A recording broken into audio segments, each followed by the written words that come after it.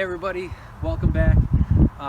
It is the beginning of November, and if you couldn't tell by my jacket and general displeasure, we are getting ready for winter here. And not only are we getting ready to overwinter the house, but also to overwinter our trees. So this year I'm going to try something different, and I want to bring you guys along on the adventure here.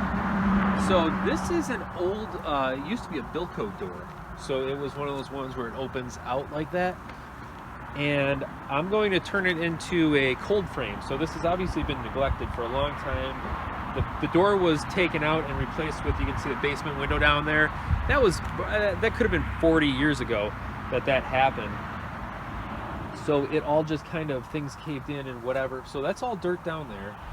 So what I'm hoping with this build is that the trees will not only be protected from the snow, the really heavy snows, and from all the crazy wind, but look at that sun coming out. That's awesome. Good. It's been really bitterly cold today, so it's nice to see some sun. So not only will it be protected from the weather, but it'll also get the warmth from the ground. So the ground actually provides a lot of warmth in the winter for these trees, like this giant lilac tree. You know, it gets all its warmth in the roots, and the warmth in the roots is what keeps the roots from dying and what keeps the trees alive. So we're actually going to cut back this lilac a little bit so that we can get more, as you can see where the sun is right now, you see a nice shadow in the back here. So that's what we're trying to prevent. So we're going to trim this guy back, and he's going to grow back even stronger next year. I have this old window here that I'll use as sort of a makeshift greenhouse.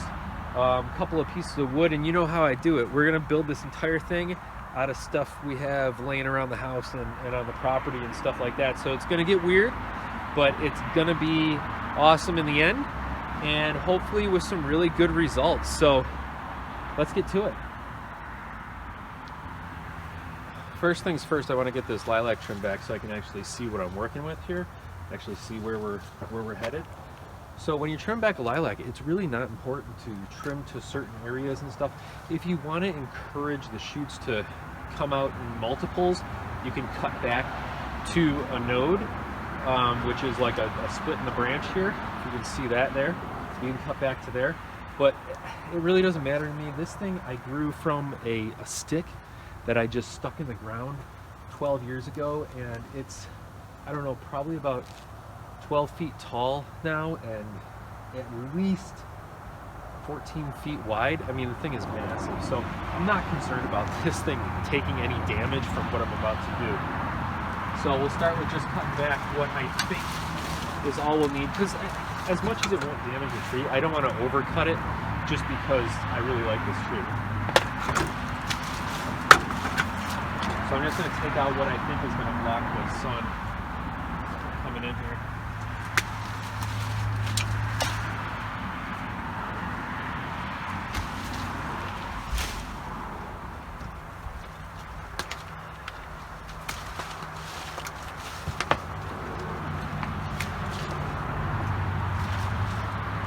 That's a fresh one here.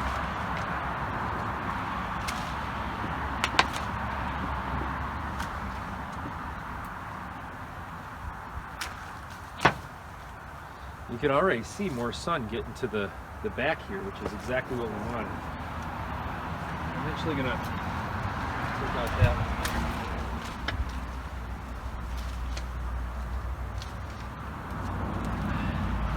Now you can take these little guys here, and where the cut is, just stick it in the ground.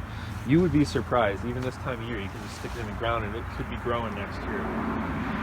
So it looks like that is probably going to be good, and I'm happy with that. So you can see where we're getting more sun out there. Now the sun it's about 5 o'clock in the evening now, so the sun is way over here.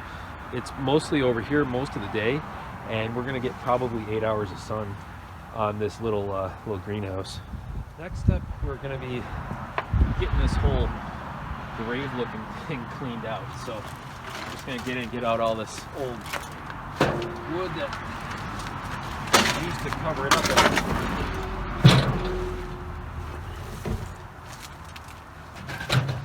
You can see here the frame from the original covering, which we might actually still be able to use some of that. So, ooh, lots of glass. So up here is the original frame, and what I want to do is when I build the new frame, I'm going to lay it up there so that we can put shingling on and have it flow down so the water still flows off like it was meant to do. Get most of this. I'm probably going to have to get some gloves for the glass. Shovel at least. But here's a fun discovery down here. Plenty of pots. Plenty of seed trays and stuff that we can use when we grow some new plants down in the basement this winter. That's another project that we're going to be working on. So it's a bit of a beast here. A lot of brick and stuff, but we'll get it all cleaned out.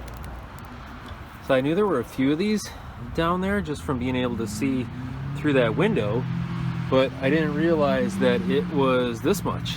So that's basically our entire winter seed growing operation right there. So thank you, whoever left these in the hole of doom.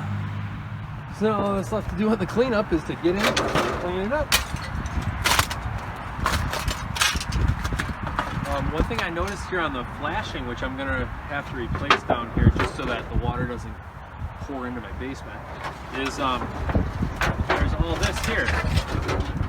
So this is actually a built-up brick wall that's fallen apart. So we're going to do our best to try to replace it or something. I don't know how we're going to do that. Maybe like that. That'll work. Because what I want is to get airflow under here. So I might even flip this over and build it off of this like that. That works. So that we can get the airflow, you know, it's still got stability, but we can get the airflow through the middle. Or I might pull these completely like that and get the, have the frame come down to here and just be open maybe about 6-8 inches right there and get the airflow through like that, because you still want to get the nice cold air in. Let's get her cleaned up.